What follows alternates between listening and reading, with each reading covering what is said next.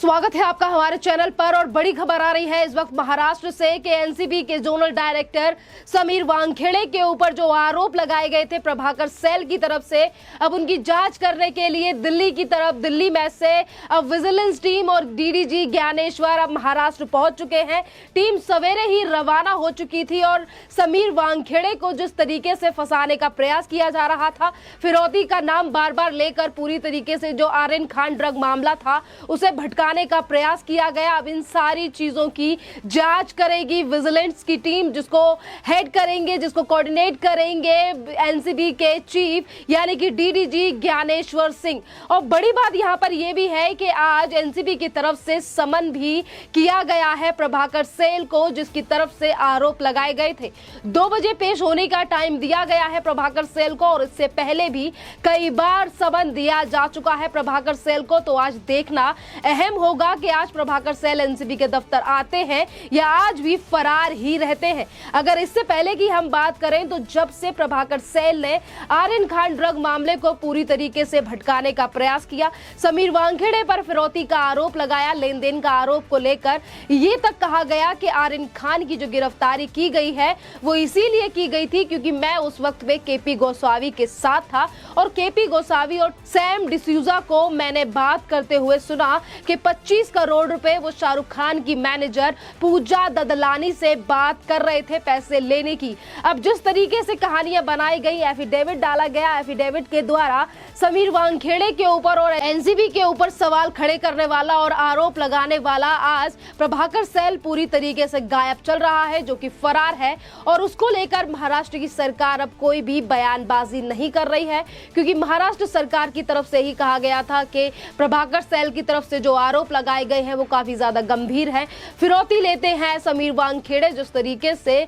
समीर वानखेड़े को कटघरे में खड़ा करने का प्रयास किया गया, पर आज जो विजिलेंस की टीम महाराष्ट्र पहुंची है और अब एक तरफ खबरें ये भी आ रही है कि जहां एक तरफ प्रभाकर सैल से पूछताछ करेगी, बयान दर्ज करेगी प्रभाकर सैल का एनसीबी की ये टीम, तो वहीं दूसरी तरफ खबरें ये भी हैं कि पूजा ददलानी, सैम डिसूजा और केपी गोस्वामी जो कि पुणे की पुलिस की कस्टडी में है क्योंकि पुणे की पुलिस ने ही केपी गोस्वामी को गिरफ्तार किया था। एक एक करके जो कड़ियां हैं इस पूरे मामले में खुलती हुई नजर आ रही हैं और जो आरोप लगाए गए थे समीर वानखेड़े के ऊपर, समीर वानखेड़े पहले ही कह चुके हैं कि जो आरोप मेरे ऊपर लगाए गए हैं वो पूरी तरीके से निराधार है। तो अब देखना यह होगा कि लगातार जिस तरीके से पहले आरोप लगाए गए प्रभाकर सैल की तरफ से और फिर वो फरार हो गया, आज अगर विजिलेंस टीम महाराष्ट्र पहुंची है तो एक एक करके कड़ियों को जोड़ने का प्रयास करेगी और कॉर्डेलिया के क्रूज पर भी जा सकती है विजिलेंस की टीम। ये जो टीम दिल्ली से महाराष्ट्र पहुंची है और जिसको पूरी तरीके से हेड करेंगे ज्ञानेश्वर सिंह, जब उनसे पूछा गया, जब पत्रकारों ने उनसे सवाल किया तो उन्होंने कहा कि जितने भी आरोपी इस मामले में है या फिर जितने भी लोग इस पूरे के पूरे मामले में शामिल हैं उन सबका ही बयान दर्ज करा सकती है आज ये विजिलेंस टीम। समीर वानखेड़े को फंसाने का लगातार प्रयास तब से हो रहा है, तब से 2 तारीख से शाहरुख खान के बेटे को गिरफ्तार किया गया। शाहरुख खान के बेटे की गिरफ्तारी के बाद अचानक मोड़ ऐसे आया इस कहानी में कि एक तरफ जहां पर नवाब मलिक की तरफ से बयानबाजी की गई तो कुछ ही दिनों में 22 दिनों के बाद प्रभाकर सैल ने अपनी एंट्री दी और ये कहा कि जो गिरफ्तारी हुई वो पैसे लेने के लिए हुई और पूजा ददलानी की तरफ से पैसे लिए गए। लेन देन को बाद जो खुलासा करने के बाद प्रभाकर सैल पूरी तरीके से गायब हो गया और इसी को लेकर जहां एक तरफ महाराष्ट्र की सरकार चुप है तो वहीं दूसरी तरफ बीजेपी के नेताओं ने भी कई बार इसको लेकर प्रहार किया। अभी फिलहाल के दिनों में ही मोहित कंबोज की तरफ से कहा गया कि केपी गोस्वामी और प्रभाकर सैल जितने भी या फिर सैम डिसूजा, ये जितने भी लोग हैं ये महाराष्ट्र सरकार के लोग हैं और जितनी भी साजिश जो पैसे के लेन देन को लेकर रची गई वो महाराष्ट्र के नेता इसमें शामिल हैं और सुनील पाटिल का नाम भी मोहित कंबोज की तरफ से लिया गया। आज अगर विजिलेंस टीम महाराष्ट्र पहुंच रही है तो जहां एक तरफ सैम डिसूजा, पूजा ददलानी और तमाम उन लोगों से, केपी गोस्वामी जैसे लोगों से पूछताछ हो सकती है तो वहीं बड़ा खतरा मंडरा रहा है इस महाराष्ट्र के नेताओं के ऊपर जिनके नाम लगातार इन लोगों से जुड़ते हुए नजर आ रहे हैं क्योंकि इन लोगों की तरफ से ही बार बार आधार पे ये कहा गया कि प्रभाकर सैल की तरफ से जो आरोप लगाए गए हैं इसकी जांच होनी चाहिए। और आज अगर विजिलेंस टीम जांच कर रही है तो शायद इनसे भी जवाब मांगा जा सकता है, इनकी भी जो बयानबाजी है उसे रिकॉर्ड किया जा सकता है। बात करें अगर हम डीडीजी ज्ञानेश्वर सिंह की, तो वो पहले ही कह चुके हैं, और जिस तरीके से एनसीबी को बदनाम करने के लिए या फिर एनसीबी को लेकर प्रभाकर सैल की तरफ से आरोप लगाया गया कि मुझसे एक खाली पन्ने पर सिग्नेचर एनसीबी की टीम ने करवाए, तो उसको लेकर भी एनसीबी की तरफ से कहा गया था कि वो पंचनामा था इसीलिए सिग्नेचर करवाए गए थे। और ज्ञानेश्वर जो कि आज पूरे के पूरे ये जो समीर वानखेड़े के ऊपर आरोप लगाए गए हैं इसकी जांच कर रहे हैं। इन्हीं के नेतृत्व में ये जो टीम विजिलेंस की टीम बनाई गई है। ज्ञानेश्वर सिंह जी की तरफ से भी पहले कहा गया था कि हमारी जो एनसीबी की टीम है वो कभी धर्म जात को देखकर कार्यवाही नहीं करती, और आज यही पूरे मामले को देख रहे हैं तो देखना अहम होगा कि कितनी जल्दी ये सारी कड़ियां जुड़ती हैं और जो सच्चाई है उस पूरे के पूरे मामले के पीछे समीर वानखेड़े को लेकर जो चीजें रची गई उसके पीछे क्या सच्चाई है। विजिलेंस टीम को लेकर बात करें तो जहां एक तरफ विजिलेंस टीम दिल्ली से महाराष्ट्र पहुंची है, तो महाराष्ट्र में एक और एसआईटी का गठन पहले ही किया गया है। वो टीम भी दिल्ली से ही गठित होकर महाराष्ट्र गई है और इसी तरीके से दो टीमें हैं जो उस पूरे के पूरे मामले पर जांच कर रही है। एसआईटी जो है वो आर्यन खान और समीर खान और तमाम जो ड्रग का मामला है, ड्रग के केसेस हैं, उन्हें महाराष्ट्र में देख रही है, और विजिलेंस टीम जो है वो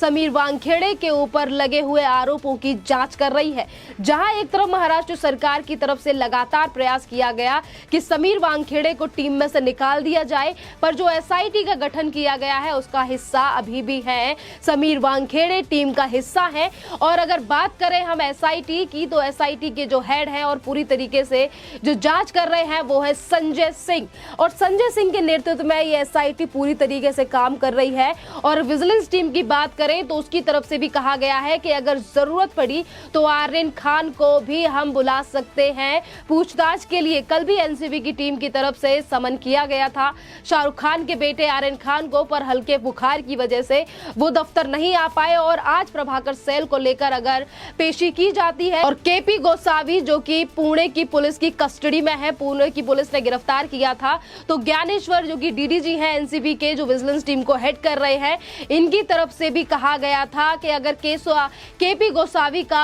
हमें बयान दर्ज कराना है तो इसके लिए भी हम कोर्ट का दरवाजा खटखटाएंगे केपी गोसावी के लिए, क्योंकि केपी गोसावी को लेकर भी काफी ज्यादा खुलासे हो चुके हैं। जहां एक तरफ बीजेपी ये कह रही है कि ये एनसीपी के नेताओं से ही जुड़ा हुआ है और इसकी जो कॉल डिटेल है इनकी जांच होनी चाहिए। जो धागे हैं वो काफी ज्यादा उलझे हुए दिखाई दे रहे हैं, क्योंकि कभी केपी गोसावी को लेकर ये आरोप लगाया जाता है कि केपी गोसावी 8 करोड़ रुपए जो समीर वानखेड़े को देने वाले थे, तो कहीं 22 दिन बाद उठकर प्रभाकर सैल ने आरोप लगाए और प्रभाकर सैल अब पूरी तरीके से गायब है, जिसको लेकर लगातार सवाल उठ रहे हैं महाराष्ट्र की सरकार को लेकर, क्योंकि महाराष्ट्र की सरकार ने ही प्रभाकर सैलों को लेकर और जो एफिडेविट, जो पंचनामा जिस एफिडेविट को लेकर प्रभाकर सैल की तरफ से आरोप लगाए गए, ये वही एफिडेविट था जिसको लेकर कई बार प्रेस कॉन्फ्रेंस की गई नवाब मलिक की तरफ से। और नवाब मलिक पहले ही कह चुके हैं कि मेरा जो दामाद था वो बेगुनाह था और उसके ऊपर अपने आप यानी कि चालसाजी करके केस किया गया समीर वानखेड़े की तरफ से।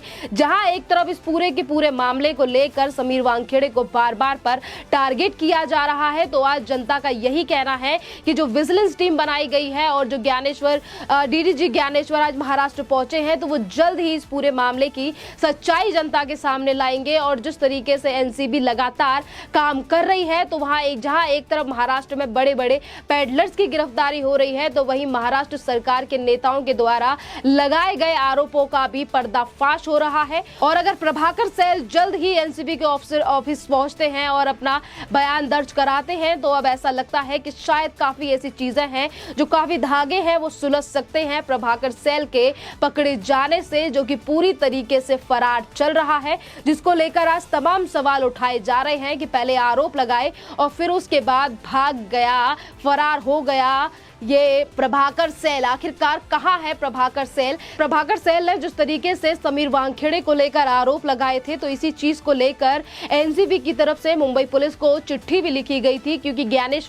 डीडीजी ज्ञानेश्वर का कहना था कि ये खबरें उन्हें मिली हैं, यानी कि एनसीबी को मिली हैं कि प्रभाकर सैल कुछ दिन पहले कांटेक्ट में था मुंबई पुलिस के, और मुंबई पुलिस को अगर पता है कि प्रभाकर सैल कहाँ है तो मुंबई पुलिस को मदद करनी चाहिए एसआईटी जो कि टीम गठित की गई है और विजिलेंस टीम की, क्योंकि जिस तरीके से कार्यवाही चल रही है महाराष्ट्र में उससे साफ होता है कि अगर प्रभाकर सैल का पता चलता है तो काफी सारी चीजें हैं जो निकलकर सामने आएंगी, क्योंकि प्रभाकर सैल ही एक व्यक्ति है जिसकी वजह से इस पूरे के पूरे मामले को भटकाने का प्रयास किया गया और जो गंभीर आरोप समीर वानखेड़े के ऊपर लगाए गए थे, आज अगर उसकी जांच चल रही है तो प्रभाकर सैल का सामने आना बेहद जरूरी है, क्योंकि उसी के द्वारा रची गई ये पूरी साजिश है और यही बयान दिए जा रहे हैं बीजेपी के नेताओं की तरफ से। इस पर आप पूरे टॉपिक पर आपका क्या कहना है, आप कमेंट करके हमें जरूर बताइए। धन्यवाद।